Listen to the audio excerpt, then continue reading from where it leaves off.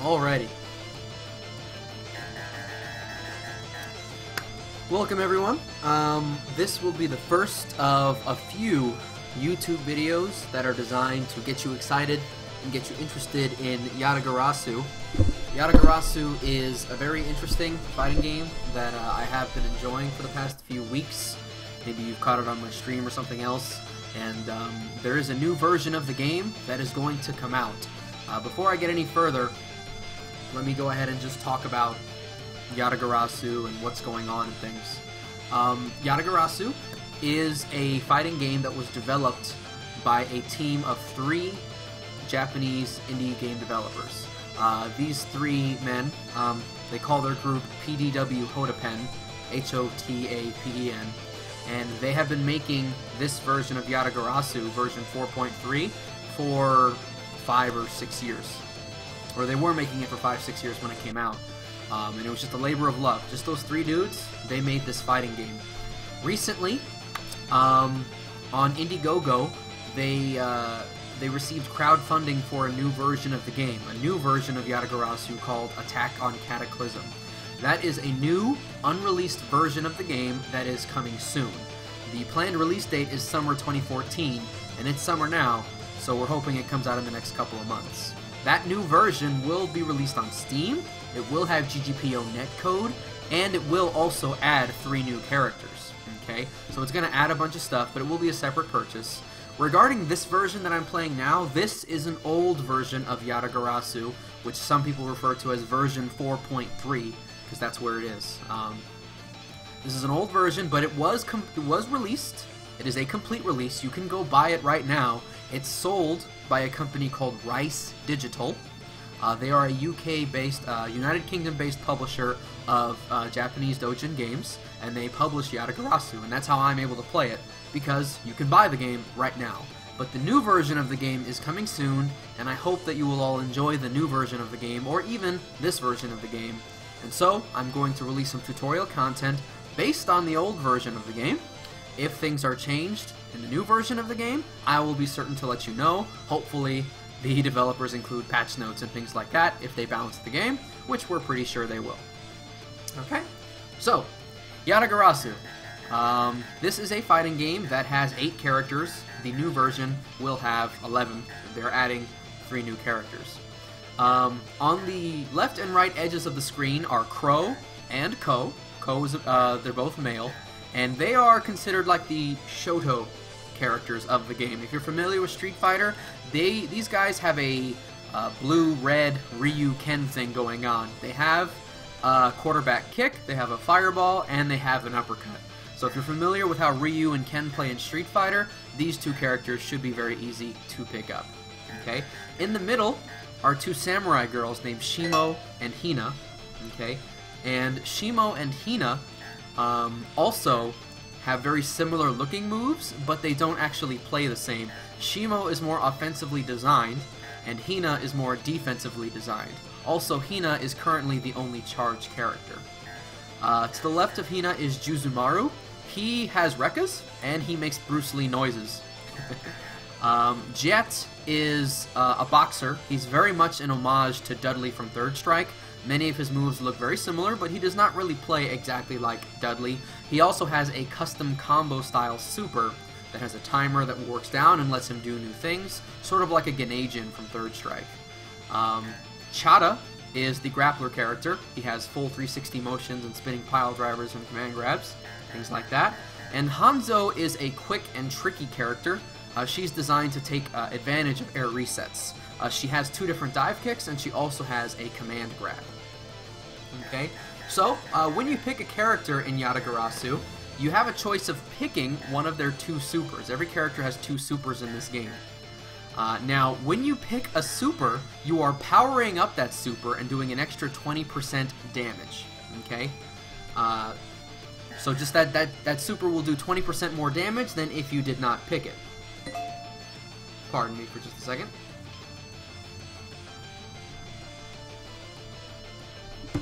Okay, so it'll do an extra, sorry about that, sorry my phone went off, but it'll do an extra 20% damage. However, there are 2 exceptions to this rule, okay?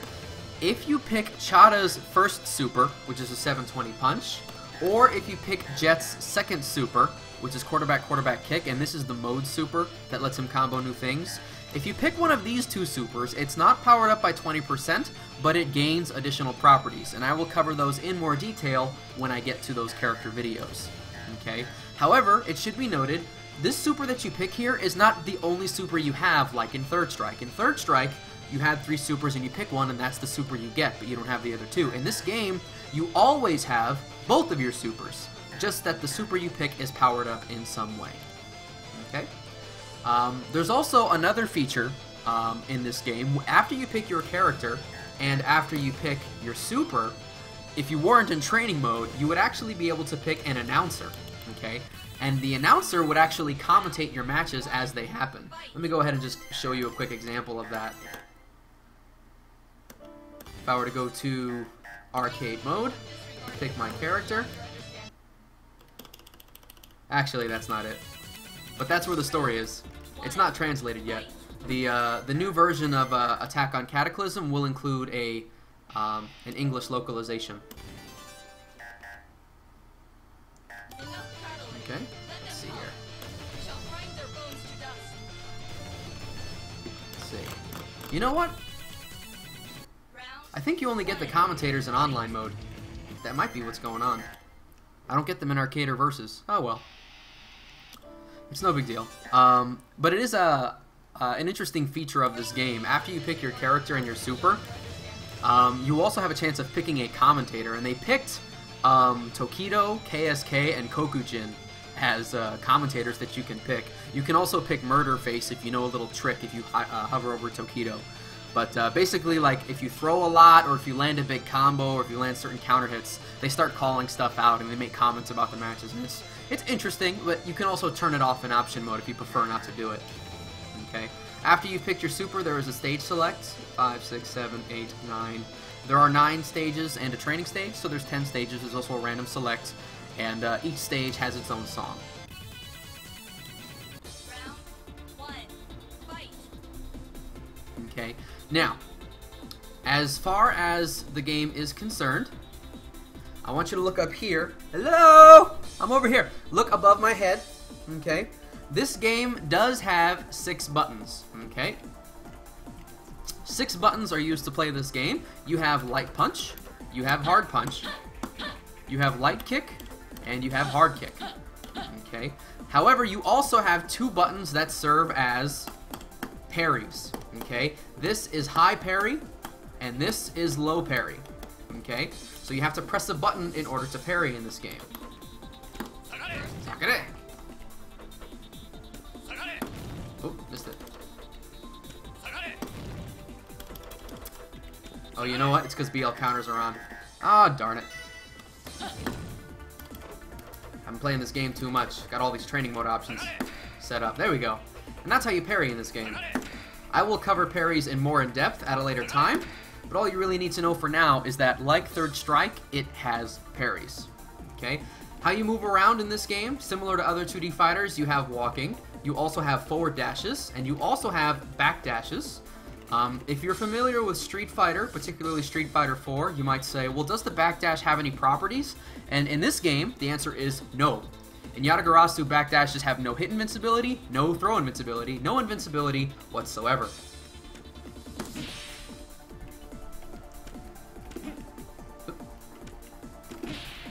You just get hit if you attempt to backdash. Backdashes are only good for moving away from your opponent when you're already away from them. You can't really use them too much on wake up. And then you have jumps. Most 2D fighters have jumps. You have your normal jumps. You can jump straight up, you can jump backwards, you can jump forwards. However, you can also super jump, just like Third Strike. You can super jump straight up. If you do super jump straight up, there's a tiny, tiny bit of horizontal movement. As you can see, Ko is getting a little bit closer to Crow every time he neutral jumps here. Okay, you can super jump backwards. And you can also super jump forwards, and this is one of the things that makes Yatagarasu a little bit different. If you super jump forwards, there's a very, very low height on that jump, and it's also very fast. Okay, so if you've ever played King of Fighters, a forward super jump in Yatagarasu is very, very similar to a hyper hop in King of Fighters. Okay, and it can be used to play very aggressively if you choose to play that way. Okay, if we look at the graphic elements, if you look at the top of the screen, obviously in the center there is a timer, which would be ticking down if this were a real match and not training mode. You have life bars. They show green when you have full life. They turn into yellow as soon as you do lose life. And when the life bar is depleted, obviously you lose. Every character in this game has 51,600 life points. So that combo did 7,500 in total. That combo did about 20,000 damage. Just for reference, maximum life is 51,600, and that is the life total for every character. This game does not balance with life totals. Okay? Beneath the life gauges is a very thin blue gauge, and that is a guard meter. Okay? If your opponent blocks attacks, and let me just make sure the dummy is blocking. There you are. If the dummy is blocking, if your opponent blocks attacks, as you can see, that gauge is slowly decreasing. Okay? And as it gets near the bottom, it starts blinking red to indicate you're about to get guard broken. And when you do break guard, you hear this glass shattering sound effect, and your opponent cannot defend themselves for a period of time. The guard break mechanic, combined with the high jump mechanic, the forward one that gives you like this hyper hop, makes it so that this game can be played in a very offensive way, okay, which is one of the things that makes it unique. In addition to the guard meter, okay, if you look underneath the life bars at the far edges of the screen, you can see character portraits. Okay, and if you look on the inside of those character portraits, there are two small purple boxes. These boxes light up whenever you attempt the parry buttons. Okay, when you press high parry, when you press low parry. Doesn't matter when or how you press these buttons, these little boxes will always light up every time you press those buttons. Okay, as I said, I will cover parries in depth more in the future, and I will cover more about how you can use these parry boxes at that time. Okay. In addition, we also have the at the very bottom of the screen, you have the super meter. Okay, and the super meter is the same for every character, no matter which super you pick. In Street Fighter Third Strike, okay, your super would be determined based on which super you picked. Well, I picked this super, so I have one big long gauge, or I can have 3 stocks of a small gauge, or something like that. In this game, no, that's not the case. Meter build is generally the same for every character, okay? And you can have a maximum of 2 full stocks. After the super meter fills, you have 1 stock, the number shows up, says you have 1 full stock, and it starts filling again. Guard break. And you can have a maximum of 2 stocks, and it starts blinking red and says maximum when you do have the 2 stocks. Okay? And in addition to supers, in addition to your supers, you also have access, like Third Strike, to EX versions of your special moves. In this game, you can EX every single special move. Okay? So, for example, you could throw an EX Fireball, which in Ko's case makes it travel very, very fast. You flash yellow whenever you do an EX special move. You have an EX Uppercut, you have an EX Tatsu. So there's a distinct sound effect and visual effect whenever you use an EX move. There's also a very, very small touch. It's kind of hard to see. If you look at the edge of the super meter, one edge has the number, the other edge actually has 2 small boxes, and one of them is lit up. And right now, the top box is lit up for both characters here. The box that's lit up denotes which super they have selected in case you forgot. Because in Third Strike, it's easy to tell, well, this is their super meter, this is how big it is, so I know which super they have. In this game, that's tougher because the super meters are all the same. So that tiny little box there shows you which super they picked in case that information is relevant in the matchup or things like that. But that's all I wanted to cover in this first video, just the basics, just to show you, you know, what the 8 characters look like, what the HUD elements look like, just to cover some of the super basics of this game. I'm going to be producing more videos for this game, okay, and I hope that you all are going to be excited for the new version of the game that's coming out. But all the basic, super basic stuff I covered in this video. And I hope that you will all watch the the new videos that I'm going to be putting out in the coming time. Anyways, thanks a lot for watching. I really appreciate it, and I hope to see you guys soon.